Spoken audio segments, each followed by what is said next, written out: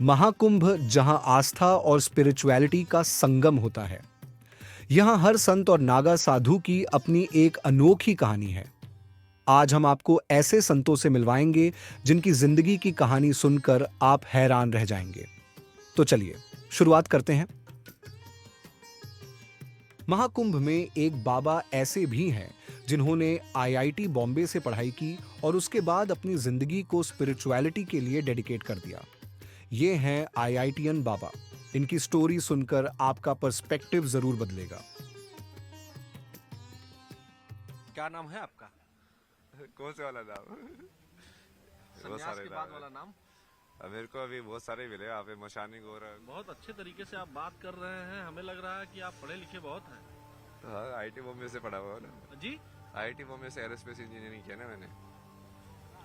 IIT Mumbai से हाँ aerospace engineering. हाँ। तो इस अवस्था में कैसे प्राप्त हुए? ये अवस्था तो सबसे बेस्ट अवस्था है। ज्ञान के पीछे चलते जाओ, कहाँ जाओगे? यहीं पे आओगे। ऐसे कृष्णमूर्ति थे जिन्होंने प्रभावित किया। बोला कि हमने तेरे को लिखा दिया, पढ़ा दिया, ये कर दिया, मैंने वो कर दिया, और क्या करना होता है पेरेंट को? मैं कहा प्यार। मैं कहा किसी इंसान को कुछ भी लिखा हो पढ़ा मत, बट उस बच्चे को यदि तुम प्यार दोगे तो वो बहुत ब्यूटीफुल बीइंग में डेवलप होगा, चाहे वो अनपढ़ ही हो। उनको ये बेसिक फैक्ट नहीं समझ में आता है, बट ठीक है। आईआईटी में करने के बाद भी जो मैं वो अंदर वो स्कोर वगैरह देख रहा था तो मुझे लगा कि कम मार्क्स आएंगे। फिर तब तो उनका वैसी नेगेटिविटी चालू हो गई थी, हाँ ये तो बदतमीज, इसका कुछ नहीं आता, ऐसे पैसे बर्बाद कर दिए हमारे, ये हो गया। जब हो गया तो मुझे सुर बदल गए। बहुत अलग सिस्टम है यार, वो बहुत ही वो ये आई लाइक बने बनाए सुपरफिशियल चीज़ों में रहने वाले, लाइक इन सब चीज़ों के लोग हैं। मेरे को बोलते हैं कि तो सिर्फ आईएएस क्लियर कर दे, क्लियर करने के लिए, ताकि हम लोगों को बोल पाए कि इसने क्लियर कर दिया। ये कोई तुक बैठता है इस बात का, बताओ। ये आप इतनी ज़्यादा सुपरफिशियल लेवल पे जीना, मतलब कि कोई इंसान अपने साल के 2-3 साल इतनी मेहनत के अंदर ये सब करे जस्ट फॉर द सेक कि तुमको बोलना है, उसका उसके लाइफ के अंदर कोई रेलिवेंस नहीं है। उन्होंने पूछा ये सुसाइड क्यों हो रहा है, तो माँ बाप अपनी इच्छाओं का बच्चे के थ्रू पूरा करा रहे, जबरदस्ती पूरा कर थोप रहे हैं, मतलब कि तू ये करना ही पड़ेगा तेरे को। मेरी तो यही वजह था ना, मैं तो बच्चा था ना उस टाइम पे, क्या सोचेगा वो? मैं ज़्यादा लाइफ को स्ट्रक्चर के हिसाब से नहीं देखता ना, वही तो फ्रीडम है। इसलिए तो मैंने महादेव का पाथ चुना कि तुमको कर्म के अंदर बनना नहीं है कि मेरे को यही करना है या ऐसे ही करना है, तुमको सिर्फ चेतना के अंदर क्लैरिटी होनी चाहिए। अगली कहानी है गीतानंद गिरी बाबा की। आइए उनकी प्रेरणादायक जीवन यात्रा और साधना की कहानी की ओर चलते हैं। गीतानंद गिरी बाबा, जिनकी रुद्राक्ष साधना और डेडिकेशन ने महाकुंभ में सबका ध्यान खींचा है। उनकी कहानी सच्ची भक्ति और तपस्या का प्रतीक है। गीतानंद गिरी बाबा ने 10 साल तक साधना की और रुद्राक्ष को भगवान का रूप मानकर पूजा की। उनका बिलीफ है कि भक्ति के बिना जीवन अधूरा है। अगली कहानी है बाबा मोक्षपुरी यानी माइकल की।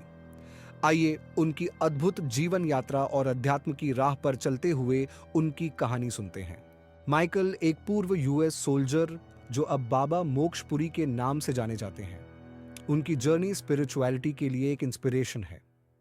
माइकल ने अपनी मिलिट्री लाइफ छोड़कर इंडिया का रुख किया। यहां गंगा किनारे ध्यान करते हुए उन्होंने इनर पीस को पाया।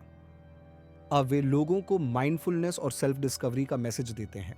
अगली कहानी है राधेपुरी बाबा की।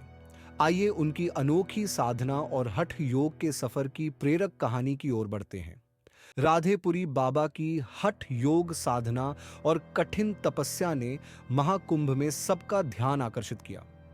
राधेपुरी बाबा अपनी साधना में हठ योग का अभ्यास करते हैं।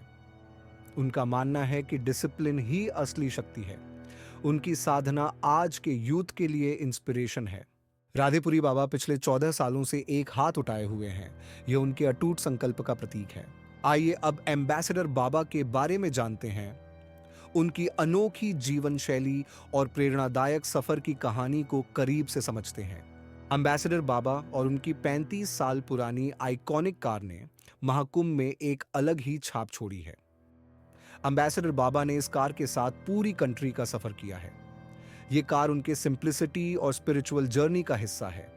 उनका कहना है, साधना भले कठिन हो लेकिन सिंप्लिसिटी को कभी न छोड़ो। महाकुंभ के ये बाबा सिर्फ साधु नहीं बल्कि इंस्पिरेशन है। इनकी स्टोरीज हमें सिखाती हैं कि लाइफ का असली मकसद सेल्फ डिस्कवरी और सेवा है। ऐसे ही और भी रोचक किस्सों के लिए जुड़े रहिए हमारे साथ। वीडियो को लाइक और चैनल को सब्सक्राइब करना न भूलें। धन्यवाद।